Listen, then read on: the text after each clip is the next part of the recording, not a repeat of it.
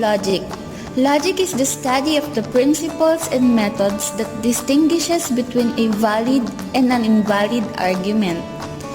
Besides the importance of logic in understanding mathematical reasoning, logic has numerous applications to computer science. These rules are used in the design of computer circuits, the construction of computer programs, the verification of correctness of programs. What is propositional logic? Propositional logic is the area of logic that deals with propositions. We also use propositional variables. These are variables that represent propositions. We have P, Q, R, S, and so on. What is a proposition? A proposition is the basic building block of logic. It is defined as a declarative sentence that is either true or false, but not both. The truth value of a proposition is denoted as T, if it is a true statement, and false denoted as F if it is a false statement. So let's proceed on the kinds of proposition. We have the first one, which is a simple proposition. It consists of one subject plus one predicate. Examples are fast food tends to be unhealthy, all cows are brown, grass is green. Often simple propositions may not be sufficient to declare a premise. We may need to stitch up several propositions into one compound proposition. This is done using connectives. The second kind is the compound proposition. It consists of simple proposition plus logical connectives. So we have the following logical connectives. The first one is and, the second one is or, the third one is not, the fourth one is if then, the last one is if and only if. The first one is the conjunction, P and Q. For proposition to be true, both P and Q must be true. If either of them is false, proposition is false.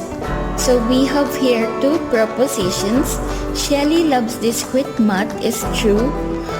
Shelly passed the exam is true. Now we are going to use the connective and to make the statement conjunction. So Shelly loves discrete math and she passed the exam. Second one is disjunction, P or Q. For proposition to be true, only one of the statements need to be true. So we have here an example.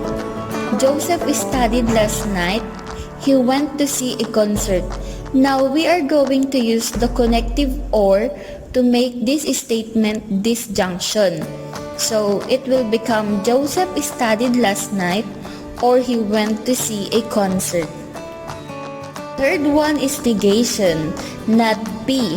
In this type of proposition, the simple proposition is modified so that the true value is reversed. So we have the example, the girl is wearing her proper uniform.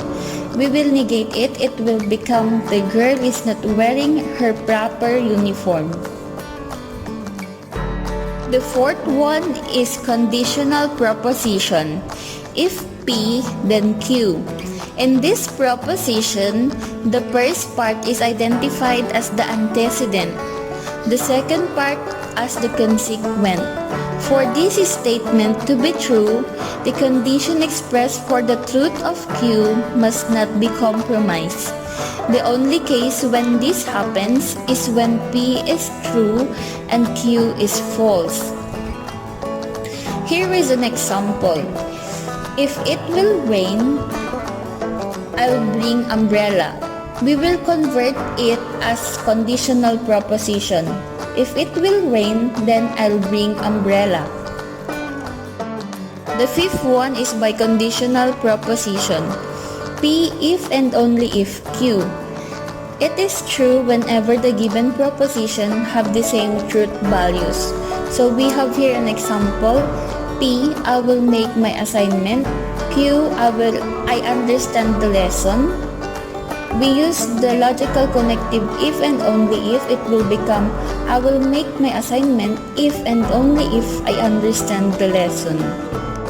Let's proceed on expressing proposition to English sentence. Let P, Q, and R be propositions. P, you have a flu. Q, you missed the final exam. R, you passed the course. Let's try the example A. If P, then Q. So it will become, if you have a flu, then you miss the final exam. Letter B. R, if and only if, not P. You pass the course if and only if you don't have a flu. Did you understand it? So it is also your turn to express the given propositions into English sentences. So we have letter C, if Q, then not R. Letter D, P or Q or R. Letter E, Q and P. On expressing English sentence to a proposition. So let P, Q, and R be the following propositions. P, you attend your class regularly. Q, you recite often. R, your final grade is 97. So we have letter A, you recite often, and you